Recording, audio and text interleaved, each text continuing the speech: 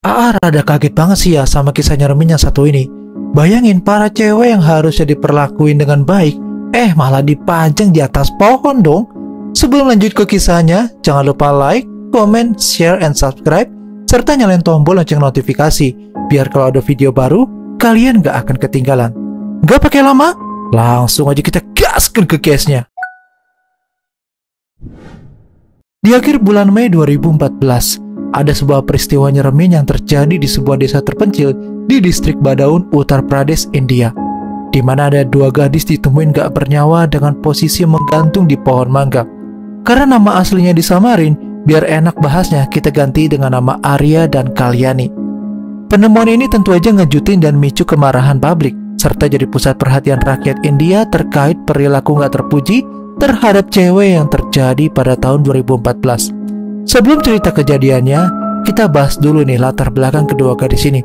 Mereka berdua berasal dari keluarga petani dan berada di kasta terendah di India, yaitu Dalit Maurya. Jadi kasta ini bisa dibilang kasta dari kaum yang dianggap tak tersentuh. Maksudnya yang gak terlalu diperhatikan sama masyarakat dan pemerintah. Bener-bener kasihan banget sih liatnya. Untung aja di Indonesia gak ada yang kayak beginian, karena kalau ada bisa runyam. Sedihnya lagi nih ya, kaum kasta Dalit ini selalu dapat diskriminasi dan sanksi sosial. Selain itu, mayoritas penduduk yang tinggal di kawasan distrik Badaun itu rata-rata profesinya sebagai petani. Ya jelas saja, kasta ini kurang diperhatiin dan diperlakuin semena-mena kayak rakyat di Indonesia. Ups, kira-kira gambarnya seperti itu lur. Untuk kejadiannya terjadi pada tanggal 27 Mei 2014. Pada malam hari, kedua gadis itu minta izin ke keluarganya untuk keluar rumah dan buang air kecil di ladang terbuka. Jadi rumah-rumah di sana itu emang gak ada toilet dan parahnya lagi gak ada toilet umum. Jadi kebayang ya, kalau kebelet pipis harus larinya kemana dulu. Gak enak banget deh. Pokoknya bener-bener tertinggal banget ekonominya. Apalagi lihat sarana mandi cuci kakus miris banget. Gak heran nih, di India itu banyak banget makanan-makanan yang gak higienis. Kalian pasti pernah lihat kan ya di video-video short. Nah, begitu juga yang dirasain sama kedua gadis ini. Dan setelah beberapa jam kemudian, mereka ini nggak balik-balik lagi ke rumah. Pihak keluarga pastinya panik dan nyariin dong. Gak lama kemudian tiba-tiba pihak keluarga dengar nih, ada suara teriakan dari kedua gadis itu. Ayah korban bilang kalau putrinya dan sepupunya diserang saat buang hajat di kebun, lantaran gak punya toilet di rumah. Paman korban dengar ada teriakan dari ladang. Seketika sang paman segera nyelamatin kedua gadis itu dan sempat berkelahi dengan kelima pelaku yang lagi ehem-ehem sama kedua gadis itu. Tapi dari situ sang ayah dan paman terpaksa mundur karena para pelaku ngancem nih bakal lesatin timah panas sama kedua gadis ini. Dari situ para pelaku langsung bawa kabur putri sama sepupunya pergi. Gak tinggal diam, keluarga korban langsung melapor ke kantor polisi. Ketika keluarga melapor ke aparat, polisi malah bilang kalau anak-anak perempuan itu lagi sama warga desa dengan kasta yang lebih tinggi dan bakalan balik lagi dalam beberapa jam. Jadi nggak usah khawatir nih. Dan seolah-olah tuh ya kayak masalah sepele aja gitu. Dan kalau menurut AA, ini sih diskriminasi banget. Artinya kasta tertinggi bisa sesuka hati menindas kasta bawah. Padahal keluarga korban udah mohon-mohon sama polisi supaya langsung diusut. Karena kedua gadis itu diehem-ehem sama mereka nih lur. Sebagai orang tua hopeless banget sih ya. Ibarat kata kayak maju kena mundur kena. Udah gitu yang bikin lebih parahnya lagi, kepolisian setempat cuman cuek dan hanya obrol janji aja kalau kasus ini bakal segera ditangani. Gara-gara laporannya gak digubris dan diacuhin gitu aja, keesokan paginya pada tanggal 28 Mei, tubuh kedua gadis itu ditemuin tergantung di sebuah pohon mangga. Kabar gak mengenakan itu mereka dapat dari seorang wanita yang nemuin kedua tubuh itu melalui telepon. Penemuan ini segera memicu kemarahan di kalangan penduduk desa. Penyelidikan awal kasus ini penuh kontroversi deh. Keluarga korban menuduh polisi setempat lamban dalam menanggapi laporan orang hilang yang mereka ajukan. Bahkan ada tuduhan bahwa polisi mengejek keluarga korban saat mereka datang melapor. Tekanan masyarakat yang besar akhirnya memaksa pihak yang berwenang untuk bertindak cepat nih lur. 5 tersangka ditangkap. Mereka bernama Papu Yadav, Awades Yadav, Urves Yadav, Brijes, dan satu orang lagi yang gak disebutin namanya. Menariknya di kasus ini ternyata ada 2 polisi yang terlibat dalam kejahatan ini. Kedua polisi ini bernama Khatrapal Yadav dan Sarvesh Yadav. Kasus Bardaun dengan cepat menjadi berita utama di seluruh India dan menarik perhatian internasional. Gambar dua tubuh yang tergantung di pohon mangga menyebar luas di media sosial, memicu kemarahan masyarakat yang belum pernah terjadi sebelumnya. Tragedi ini terjadi hanya 2 tahun loh setelah kasus brutal yang terjadi di Delhi pada tahun 2012 yang telah memicu protes besar-besaran dan perubahan hukum. Kasus Bardaun kembali menyoroti masalah terhadap perempuan di India, terutama di daerah pedesaan. Kasus ini menjadi pelajaran untuk pemerintah India agar membangun saluran air bersih dan toilet umum di India. Fakta bahwa kedua gadis itu harus keluar di malam hari untuk membuang air kecil karena nggak adanya toilet di rumah mereka menjadi sorotan. Hal ini memicu berita nasional tentang hubungan antar kurangnya fasilitas sanitasi dan keamanan perempuan. Seperti biasa nih Lur, masalah dulu muncul baru pada gerak. Setelah kejadian itu, pemerintahan India menggalakkan kampanye Swachh Bharat atau artinya India bersih yang tujuannya ini membangun jutaan toilet di seluruh negeri.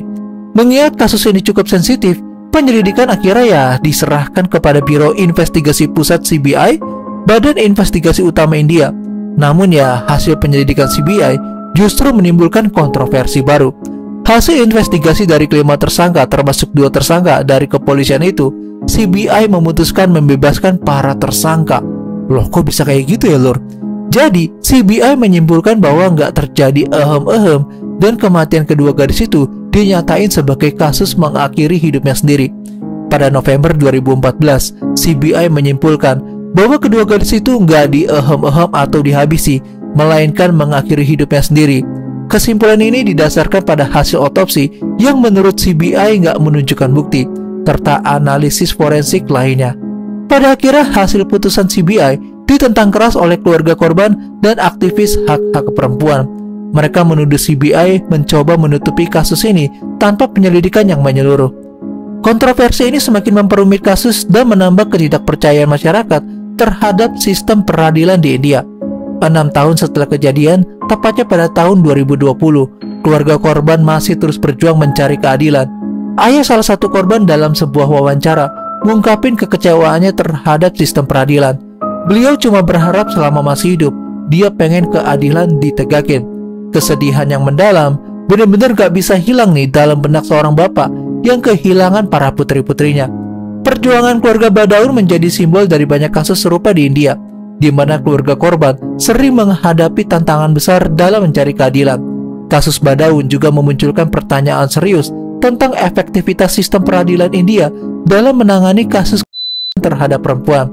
Data menunjukkan bahwa jumlah kasus yang tertunda di pengadilan India terus meningkat dari 95.000 pada akhir 2013 menjadi 145.000 pada akhir tahun 2019. Ini nunjukin bahwa meskipun ada peningkatan kesadaran dan perubahan hukum, sistem keadilan di India dinilai lamban dan terkesan sulit menyelesaikan kasus dengan cepat.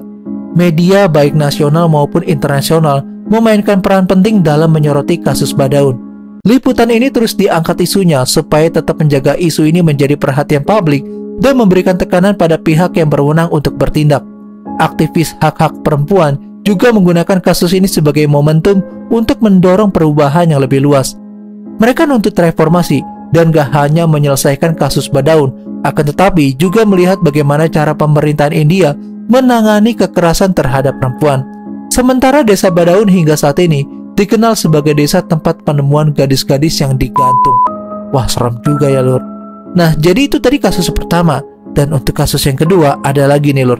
Nah, pada tanggal 16 Desember 2012, New Delhi, ibu kota India, menjadi saksi dari sebuah tragedi yang mengguncang India. Jyoti Singh Pandey, seorang mahasiswi fisioterapi berusia 23 tahun, dikenal dengan nama Nirbaya yang berarti nggak kenal takut. Dia adalah seorang pelajar yang bercita-cita tinggi, berasal dari keluarga sederhana. Keluarganya sangat mendukung banget Jyoti Singh bisa mengenyam pendidikan yang lebih tinggi. Jadi pada malam itu, Jyoti Singh dan temannya yang bernama Avindra Pratap Pandey menaiki sebuah bus dari halte Munirka di Delhi. Mereka baru aja menonton film di Saket dan berencana pulang ke rumah mereka di Dwarka.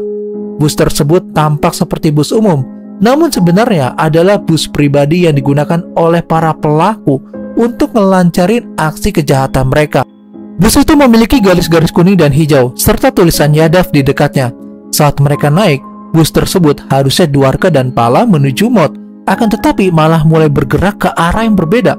Ketika Avnindra menyadari bahwa bus menyimpang dari rute yang seharusnya dan pintunya tertutup, ia mulai curiga nih lur.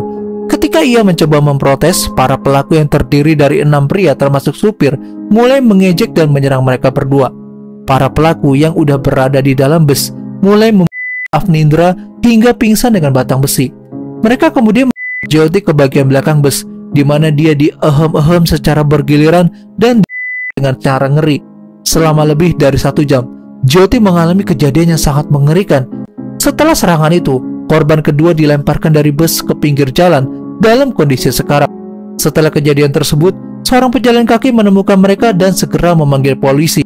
Jyoti dan Avnindra dibawa ke rumah sakit Safdarjung di Delhi dalam kondisi kritis.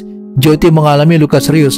Karena lukanya cukup serius, dia dipindahkan perawatnya ke rumah sakit di Singapura. Namun naas nyawanya nggak tertolong. Dia akhirnya kehilangan nyawanya pada tanggal 29 Desember 2012. Kasus ini dengan cepat menarik perhatian publik dan media, serta memicu protes besar-besaran di seluruh India. Masyarakat menuntut keadilan bagi Jyoti dan reformasi hukum untuk melindungi perempuan dari kengerian yang dilakukan oleh oknum-oknum gak berkelas. Pemerintah India di bawah tekanan domestik dan internasional bergerak cepat untuk menangkap para pelaku. Dalam beberapa hari, ke-6 pelaku berhasil ditangkap dan diadili. Para pelaku terdiri dari 6 pria termasuk sopir bus. Mereka adalah Ram Singh sebagai sopir bus, Murkesh Singh sebagai saudara Ram, Arkas Thakur seorang pembersih bus, Vinay Sharma seorang instruktur kebugaran, Pawan Gupta seorang penjual buah, dan seorang remaja yang namanya disamarin. Sebagian besar dari mereka berasal dari latar belakang ekonomi yang kurang beruntung dan memiliki riwayat kriminal. Mereka memanfaatkan bus pribadi yang tampak seperti bus umum untuk melancarin aksinya. Selama proses pengadilan, terungkap detail mengerikan dari serangan tersebut yang semakin memicu kemarahan masyarakat. Pada bulan September 2013, 4 pelaku dewasa dijatuhi hukuman metong. Pelaku kelima, Ram Singh, ditemukan tewas di sel penjara pada Maret 2013 dalam keadaan yang mencurigakan. Dugaan Asia ditusbol sama para napi. Pelaku keenam karena masih remaja, dia cuma dijatuhin hukuman 3 tahun di fasilitas rehabilitasi. Kasus ini menjadi kenangan gak terlupakan bagi rakyat India. Kasus ini dikenal luas dengan sebutan kasus Nirbhaya. Kesimpulannya ya lur, dalam kasus ini kita harus berhati-hati dimanapun kita berada, terutama buat kaum perempuan yang sering jalan sendirian di tengah umum. Apalagi sekarang Indonesia lagi nggak baik-baik aja nih lur. Pengangguran di mana-mana, nyari kerja susah. Ya intinya kita harus terus berjuang buat tinggal di negara tercinta kita ini. Oh ya, kalau kalian punya kasus-kasus menarik lainnya, bisa langsung DM aja di Instagram @jurnalaa atau komen aja di bawah. I'm Jurnal AA, and still next time, stay safe ya lur.